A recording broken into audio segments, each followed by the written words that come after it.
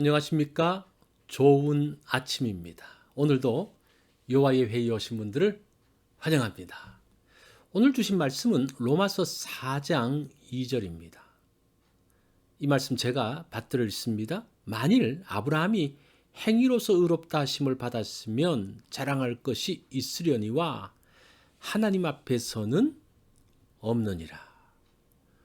오늘 말씀의 제목은 은혜로입니다. 은혜는 자격이 없는 자에게 거저주는 것입니다. 일의 대가가 아닌 조건 없는 베품입니다. 잘못했지만 조건 없이 용서받는 것입니다. 일하고 수고한 사람에게 보상하는 것은 은혜가 아닙니다. 수고한 대가를 주는 것입니다.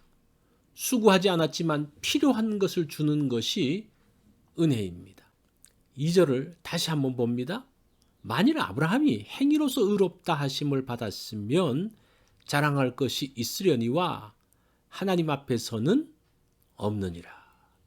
아브라함은 의로운 행동으로 의롭게 된 것이 아닙니다. 아브라함이 할례를 받아서 의롭게 된 것이 아닙니다. 아브라함이 의롭게 된 것은 전적인 하나님의 은혜다라는 겁니다. 그것이 3절이죠. 성경이 무엇을 말하느냐? 아브라함이 하나님을 믿음에 그것이 그에게 의로 여겨진 바 되었느니라. 창세기 15장 6절 말씀을 그대로 따온 것입니다. 자녀에 대한 하나님의 약속이 10년 지났지만 사라에게는 아무런 변화가 없었습니다. 하나님은 또 아브라함에게 후사에 대한 약속을 하십니다.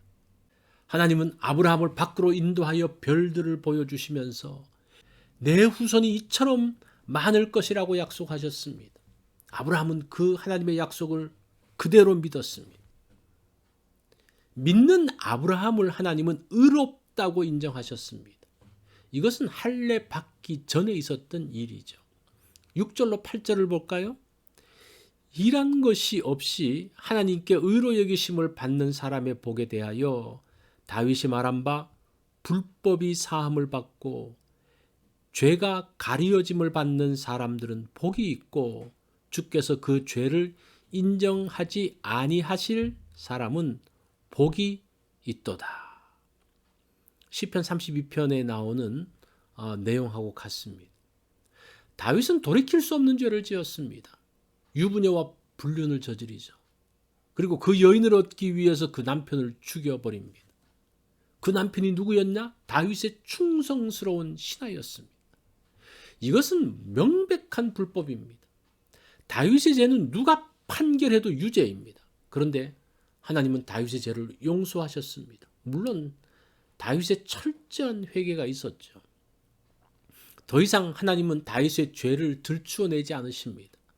하나님의 용서는 전적인 은혜입니다. 다윗에게 주신 하나님의 약속도 취소되지 않습니다. 하나님께서는 다윗 왕조를 지켜주십니다. 이것들은 하나님의 전적인 은혜입니다. 의롭게 되는 것은 하나님의 은혜죠. 죄 용서는 하나님의 은혜입니다. 은혜로 사는 사람이 복 있는 사람입니다. 은혜는 맑은 샘과 같습니다.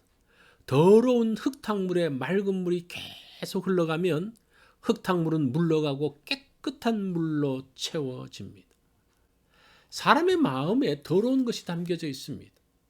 그곳에 하나님의 은혜가 계속 흘러가면 마음에 더러운 것들이 물러갑니다. 은혜로 충만해집니다. 분노의 마음들, 상처와 고통의 마음들, 절망과 낙심의 마음들에 은혜가 흘러들어가면 상처는 치유되어지고 회복됩니다. 하나님은 은혜로 사람들을 새롭게 하십니다. 불신의 사람을 믿음의 사람으로 바꾸어 가십니다.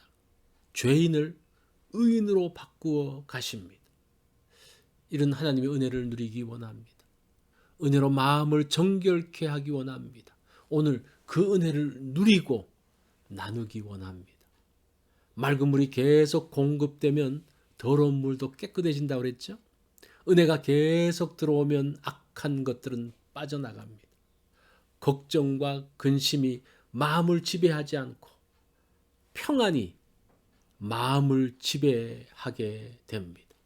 오늘 하나님의 은혜로 내 마음의 더러운 것들을 정화하기 원합니다. 이것이 오늘 여호와의 회의에서 주신 말씀입니다. 오늘 하루는 하나님의 은혜로 마음을 채우는, 그래서 하나님께서 나에게 주신 것이 무엇인지 그 감사의 것들을 계속적으로 흘러 넘쳐가는, 그러면서 우리의 마음을 정결하게 하는 그러한 날이 되기를 바랍니다.